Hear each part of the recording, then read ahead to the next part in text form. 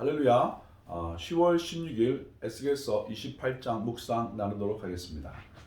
에스겔서 28장은요 전체 네 부분으로 나눠져 있습니다. 1절부터 10절까지는 두로 왕의 멸망을 예언하고 있고요. 그 다음에 11절부터 19절까지는 두로 왕의 멸망의 그 원인이 뭔가를 설명하고 있고, 그 다음에 20절부터 24절까지는 시돈의 멸망을 예언하고 있을 뿐만 아니라 마지막 25절과 26절에서는 이스라엘의 회복에 관한 예언을 하고 있습니다. 자, 여러분, 오늘 특별히 이 내용 가운데 저한테 주시는 마음이 뭐냐면, 각자에게 있는 장점인데 그 장점이 장점되지 못하고 어떻게 멸망이 원인이 된다면, 이런 부분을 생각하게 됐습니다. 무슨 말씀이냐면 26장, 27장에서는 계속해서 이 두로에 관한 것들을 설명드렸는데, 특별히 28장 서두에서는 누가 나오냐면 두로 왕이 나옵니다. 그래서 26장, 27장에서는 한 족속 두로에 관해서 이야기했다면 28장은 그 왕에 관해서 심판을 예언하는데, 그 이유가 뭐냐면 이 왕은 두로 왕을 대표하고, 그리고 결국 어떻게 두로 전체 범죄를 어떻게 선도하게 된다는 거예요. 결국 리더가 올바로 쓰지 못하면 어떻게 공동체와 나라를 망하게 하기 때문에 두로 왕에 관해서 특별히 이야기하고 있습니다. 자, 보시면 1절에 여호와의 말씀이 에스겔에게 임합니다. 그래서 2절, 인자야 너는 두로 왕에게 이르기를 주 여호와께서 이같이 말씀하시되, 두로 왕에 대해서 이야기를 합니다. 뭐라고 말씀하시냐면, 내 마음이 교만하여 말하기를 나는 신이라 내가 하나님의 자리 곧 바다 가운데 앉아 있다 하도다. 내 마음이 하나님의 마음 같은 채 할지라도 너는 사람이요 신이 아니거늘. 첫 번째, 그의 모습을 이야기할 때 마음이 교만하다라는 거예요. 그러면서 나는 신이라고 했대. 이 신이라는 말을 엘이라는 단어를 썼는데, 그게 뭐냐면 강하다, 어떻게 전능하다는 거예요. 자기 자신을 향하여 강하다, 전능하다라고 이야기하면서 뭐라고 하냐면, 내가 하나님의 자리 곧 바다 가운데 앉아있다. 두로는 결국 이 지중해에 떠있는 섬 아닙니까? 근데 그 중에서 정말 난공불락으로 좀 많은 부를 누리고 있잖아요. 그게 자기를 향하여 뭐냐면 나는 전능하다, 나는 강하다, 그리고 바다 가운데서 어떻게 하나님의 자리 곧 바다 가운데 내가 앉아있다라고 자기를 이야기하는 거예요. 여기서 잘못한 게 뭡니까? 하나님은 이 바다뿐만 아니라 그리고 온 우주를 통치하는 분인데, 겨우 바다에서 자기가 잘 산다고 마치 하나님 같은 채 한다는 건 어떻게 말이 안 된다 그 말이죠. 뿐만 아니라 이렇게 이야기합니다. 하나님께서는 너는 사람이요 신이 아니라고 이야기합니다. 이제 좀 더 설명이 될 겁니다. 그 다음에 또 두 번째 그의 교만의 모습은 뭐냐면, 첫 번째는 마음이 교만하고 자기가 바다 가운데서 하나님 같은 채 하면서 나는 신이다, 나는 강하다, 나는 전능하다 한 것이 그의 교만의 모습이었죠. 두 번째 그의 교만의 모습은 뭐냐면 3절에 나와 있어요. 네가 다니엘보다 지혜로워서 은밀한 것을 깨닫지 못할 것이 없다 하고, 여기 이 말이 무슨 말이냐면, 에스겔과 다니엘은 같은 시대의 사람인데, 다니엘은 여러분 잘 아시는 것처럼 그 당시에 정말 꿈을 해석하고 총리로서 많은 일을 감당했고, 그 많은 사람들이 그의 능력에 대해서 잘 알고 있는데, 뭐라고 두로 왕이 말하냐면 다니엘보다 내가 더 지혜롭다는 거예요. 다니엘이 그 페르시아를 세우면서 신바벨론을 주도했던 그 사람인데, 나는 그 유명한 그보다 나는 더 어떻게 지혜롭다고 이야기한다는 거예요. 그러면서 하는 말이 뭐냐면, 은밀한 것을 깨닫지 못할 것이 없다. 나는 은밀한 것을 다 깨닫는 사람이다라는 건데, 이 은밀한 내용이 뭐냐면, 이 은밀하다는 의미는 비밀, 감추어진 것들, 그런 모든 것들을 내가 아는데, 특별히 시간이나 공간이나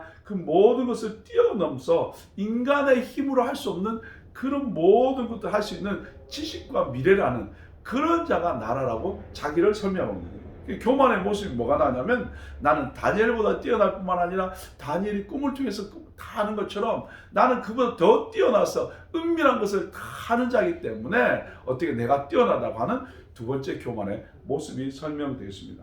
그러면서 세 번째 그 교만의 모습이 나오는데 그게 뭐냐면 4절에 나와 있습니다.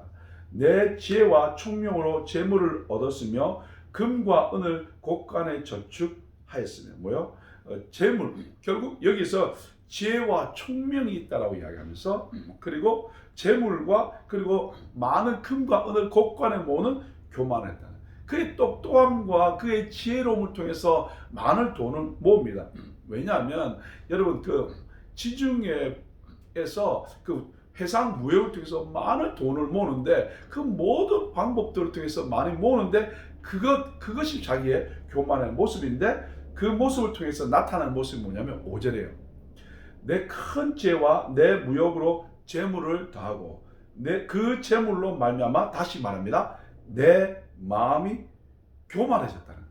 결국 지혜와 그 다음에 총명으로 말미암아 무역을 통해서 많은 돈을 모았지만 어떻게 해요? 그것으로 다시 교만해졌습니다. 그러면서 6절에 그러므로 주 여호와께서 이같이 말씀하시니라 내 마음이 하나님의 마음 같은 채 하였다는 거예요.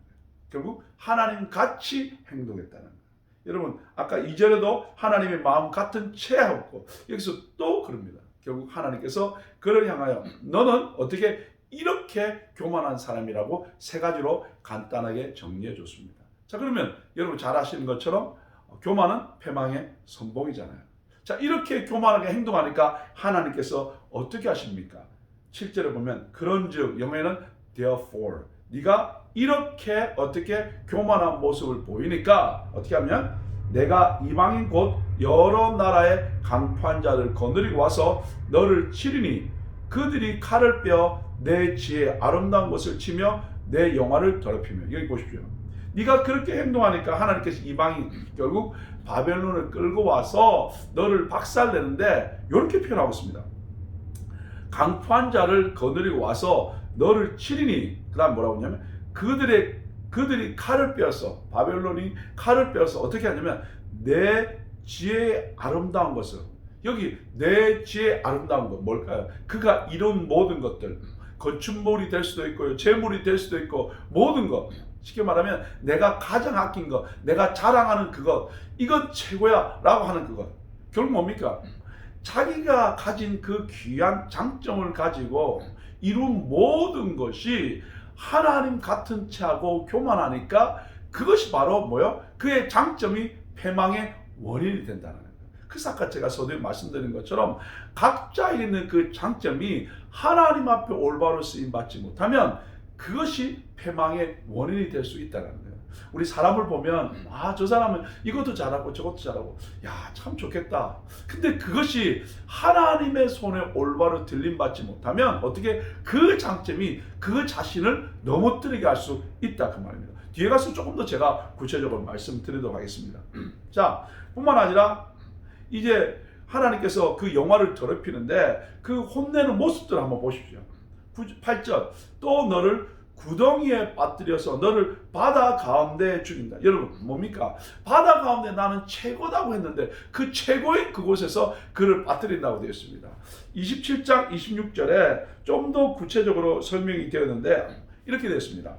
내 사공이 너를 인도하여 큰 물에 이르게 하며 동풍이 바다 가운데서 너를 무찔렀다. 뭐야? 바다 가운데 그는 최고라고 생각했는데 그곳에서 하나님께서 뭐 하냐면 동풍을 불겠다. 여러분 이 동풍이라는 것은 아라비아 사막에서 부는 강력한 동풍 사막 바람을 말합니다. 어떨 때는 5월달에서 10월달에 불 때는요 때로는요 어떻게 집도 무너뜨리는 대풍이 됩니다. 이것이 바로 여러분 잘 아는 욥기에 나오는 이야기입니다. 결국 그것이 뭐냐면 배를 파손시키는 이야기도 시편 48편의 7절에 나옵니다. 결국 뭡니까? 자기가 자랑하는 자기가 좋아하는 그곳에서 바다 가운데서 어떻게 대풍이 불므로 말미암아 어떻게 바다 가운데서 죽게 할 것이라고 8절에 말했고요. 그때 하나님께서 조소하면서 이렇게 말합니다. 9절에 네가 너를 죽이는 자 앞에서 내가 하나님이라고 말하겠느냐? 너를 치는 자들 앞에서 사람일 뿐 신이 아니라. 네가 그렇게 자랑했는데 이렇게 공격당하면서도 네가 죽어가면서도 나는 신이야 나는 하나님이야 그렇게 말할 수 있냐고. 왜? 전능하지 못한 네가, 아까 전능하고 힘 있다고 이야기했던 신이라고 했던 네가 공격당함으로 말미암아 대풍으로 말미암아 네가 자랑하는 그 바다 가운데서 죽어가면서 네가 신이라고 내가 하나님이라고 말할 수 있겠냐라고 하는 거죠. 안 된다 그 말이죠. 그럴 때 어떻게 또 심판하는 내용이 뭐냐면 10절에 보십시오. 이거는 조금 해석하기 어려운 부분인데, 내가 이방인의 손에서 죽기를 할례받지 않은 자의 죽음같이 하리니. 결국 네가 이방인이 바벨론에 의해서 죽임을 당하는데 할례받지 않은 자의 죽음같이 하리니 뭐냐면, 할례는 하나님의 선택된 백성인데 그때는 이스라엘 백성뿐만 아니라 그 중근동의 많은 나라들도 할례를 받았고 시돈도 두로도 이 할례를 받았거든요. 결국 이 할례받지 못한 자의 죽음이라는 것은 하나님의 선택받지 못한 자의 죽음같이 그렇게 너희들이 이방인에서 당한다. 그 말은 뭐냐면 너희들이 어떻게 바벨론에서 아주 비참하고 처절하게 죽음을 당해갈 것이라고 말하고 있습니다.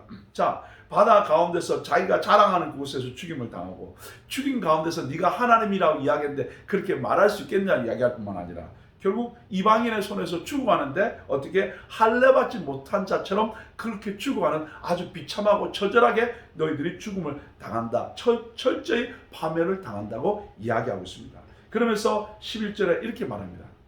여호와의 말씀이 또 내게 임하여 이르시되, 인자야 두로 왕을 위하여 슬픈 노래를 지어 그에게 이르기를, 주 여호와의 말씀에 너는 완전한 도장이었고 지혜가 충족하며 온전히 아름다웠도다. 이 말씀 열어보십시오. 이 말이 무슨 말이냐면, 두로 왕 너는 완전한 도장이었다. 이 말이 뭐냐면, 밑에도 설명이 나왔지만 너는 완전하게 지음받았다. 너는 완전한 모형이었다. 또는 뭐냐면 너는 좋은 기술로 너희 나라를 참 잘 가꾸고 만들었다. 자, 그런데 그렇게 잘 만들어지고 좋은 네가, 그리고 또 지혜가 충족한 내가, 그리고 어떻게 온전히 아름다운 내가 이렇게 아름답게 잘 좋은 모든 것을 하나님 제공해 주었는데, 그죠? 그 말입니다. 뿐만 아니라 13절은 내가 옛적에 하나님의 동산에 있어서 각종 보석의 이야기를 하는데, 그러면서 13절 끝에 내가 지음받던 날에 너를 위하여 소고와 비파가 준비되었다. 이 말이 뭐냐면, 너는 이렇게 완전한 도장처럼 그렇게 잘 준비되었고 지혜가 충족하고 그리고 온전히 아름다웠다는 거예요. 그러면서 이게 뭐냐면, 내가 옛적에 하나님의 에덴 동산 에덴에서 있어서 어떻게 그냥 에덴 동산처럼 그렇게 좋은 모든 조건들을 가지고 있을 뿐만 아니라 또 어떻게 소고와 비파가 준비된, 이때는 뭐냐면 하나님이 예배하고 경배할 때 쓰는 것들인데 결국 신적인 존재를 이뤘다는 거예요. 뿐만 아니라 여기 보면 9가지의 보석이 나오는데 이 9가지 보석은 여러분 제사장이 어떻게 이 판결 흉배를 붙이지 않습니까? 그 판결 흉배에 붙는 12개의 보석이 3개씩 4줄로 되어 있는데 어떻게 해요? 그 12개의 보석 중에 9개를 가졌다 그 말이에요. 뭘 말합니까? 결국 그는 어떻게 많은 영광을 누린다, 또는 자신을 신성시한다는 거예요. 결국 어떻게 하나님처럼 아주 신성시하고 자기를 그렇게 한다는 거예요. 그러니까 완전하고 지혜롭고 아름답고 하나님의 에덴 동산에 있는 것처럼, 그리고 비파 소고가 준비된 것처럼, 그리고 제사장이 가지고 있는 12돌의 그 보석의 9개를 가진 것처럼 자기를 신성시하고 그리고 자기를 높이는 그런 삶이었다는 거예요. 그리고 뿐만 아니라 14절에는 하나님이 뭐라고 말씀하냐면, 너는 기름 부음을 받고 지키는 그룹이며 내가 너를 세우며 내가 하나님의 성산에 있어서 불타는 돌들 사이에 왕랬다. 이 말이 뭘 말하냐면, 첫 번째는 뭐냐면 내가 너를 세웠다. 네가 이렇게 잘나고 왕이 되는 것은 하나님이 세웠다. 그것을 잊어버리는 것이면 안 된다 그 말이죠. 뿐만 아니라 15절에도 내가 지음받던 날부터 어떻게? 이것도 내가 하나님이 세워줬다라는 거예요. 그래서 여기 보시면 특별히 이 14절에 너는 기름 부음을 받고 지키는 그룹이라, 이 말이 뭐냐면 그룹이라는 것은 하나님의 곁에서 하나님의 영광을 수호하는 천사들이에요. 특별히 지성소에서 그 법궤를 지키고 있는 것이 바로 그룹들 아닙니까?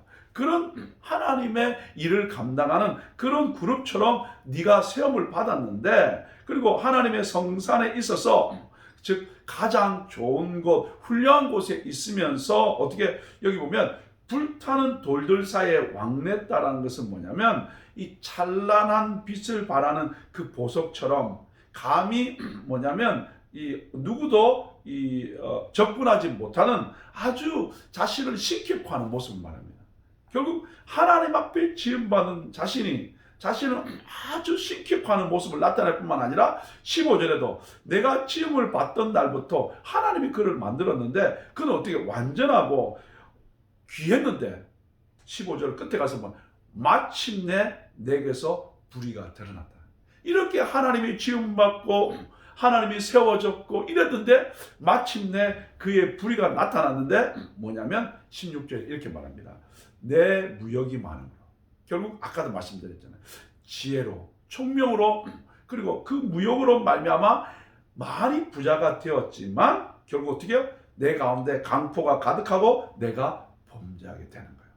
너 지키는 그루바, 그러므로 내가 너를 더럽게 하여 하나님의 산에서 쫓아내고 불타는 돌들 사이에 멸했다라고 성경은 말하고 있습니다. 그러면서 17절에 뭐라고 말씀하냐면 내가 아름다움으로 마음이 교만하고, 그 다음에 내가 영화로움으로 내 지혜를 더럽혔으며 내가 너를 땅에 던져 왕들 앞에 두어 그들의 구경거리로 만들어 버리겠다라고 성경은 말하고 있으며 결국 18절에 내 죄악이 많고 무역이 불의하다는 거예요. 결국 이 지중해 연안에서 고대 중근동과 지중해와 그리고 북아프리카의 무역을 거의 독식하다시피 했는데 그것을 하기 위해서 그는 뭐냐면 불의한 방법으로 돈을 벌었다 그 말이죠.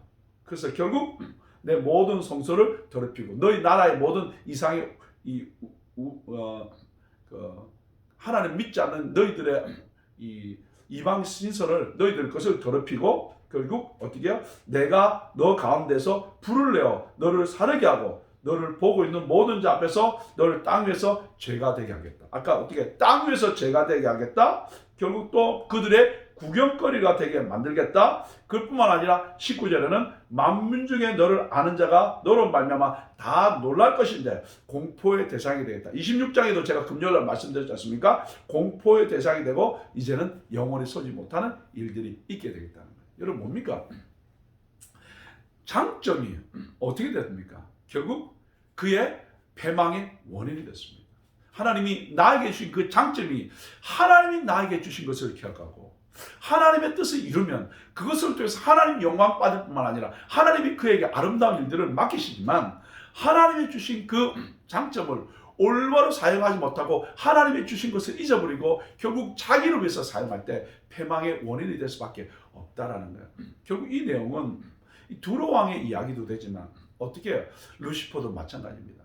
하나님을 찬양하는 천사로 만들어서 좋은 종기와 영광을 줬는데 그것을 가지고 어떻게 하나님 같은 체하고 하나님과 비기려고 하고 자기를 하나님으로 만들려고 했을 때 결국 어떻게 하나님께 쫓김받게 되고 결국 그는 어떻게 되냐면 조롱거리가 되고 판단거리가 될 수밖에 없다는 이야기를 이사야 14장과 에스겔서 28장 내용을 통해서 타락한 천사에 관한 이야기를 하고 있습니다. 사랑하는 여러분, 오늘 한 주간을 시작하면서 오늘 우리에게 에스겔서 28장을 통해서 우리에게 주시는 하나님의 음성이 뭡니까? 하나님은 각자에게 좋은 장점과 달란트를 주셨습니다. 그것 하나님이 주셨고 그것을 통해서 하나님께 영광 돌리고 그것을 통해서 하나님이 나의 하나님 것을 인정하는 삶을 살라고 주신 것입니다. 그러나 그것을 잊어버리거나 그것을 올바로 사용하지 못하거나 그리고 그것 때문에 내가 교만해진다면 결국 패망이 선봉이 될 수밖에 없는 것을 기억하면서 하나님 나에게 주신 것을 기억하고 하나님 나를 세워진 것을 기억하고 하나님 주신 그것을 가지고 하나님 인정하고 내게 맡겨진 공동체와 하나님 나에게 맡겨진 그 사역지와 하나님 나에게 맡겨진 그런 필드에서 마음껏 하나님께 영광 돌리고 그것을 통해서 많은 자들을 살리고 세운 일에 쓰임받는 복된 믿음의 청년들과 하나님의 사람들 다 되시기를 예수 이름으로 축복합니다. 같이 기도하겠습니다. 하나님 감사합니다. 에스겔서 28장을 통해 두루의 교만을 보았습니다. 하나님께서 귀한 것을 주셨습니다. 지혜와 총명도 주었고 그리고 아름답게 하셨고 그리고 그런 말미암아 많은 것을 누리게 하셨습니다. 그러나 그것이 바로 그의 패망의 원인이 된 것은 하나님이 세운 것을 잃어버렸고 이것을 통해서 하나님께 영광되며 하나님의 뜻을 잃어버렸기 때문에 결국 자기가 하나님이 되려고 했고 하나님 같은 체하며 그런 말미암아 교만하게 되었을 때 그는 조롱거리가 될 뿐만 아니라 결국 많은 자들의 손가락질을 받는 안타까운 사람이 될 수밖에 없었고 패망하는 자가 될 수밖에 없은 것을 기억하면서 오늘도 하나님 내게 주신 것 가지고 하나님께 영광 돌리며 하나님 내게 주신 것을 가지고 살리고 세운 일에 쓰임받아서 하나님의 뜻을 이루는 우리의 삶이 되도록 축복하여 주옵소서. 감사하며 예수님 이름으로 축복하며 기도 올려옵나이다. 아멘. 오늘도 주의 말씀 붙들고 승리하기를 예수 이름으로 축복합니다. 감사합니다.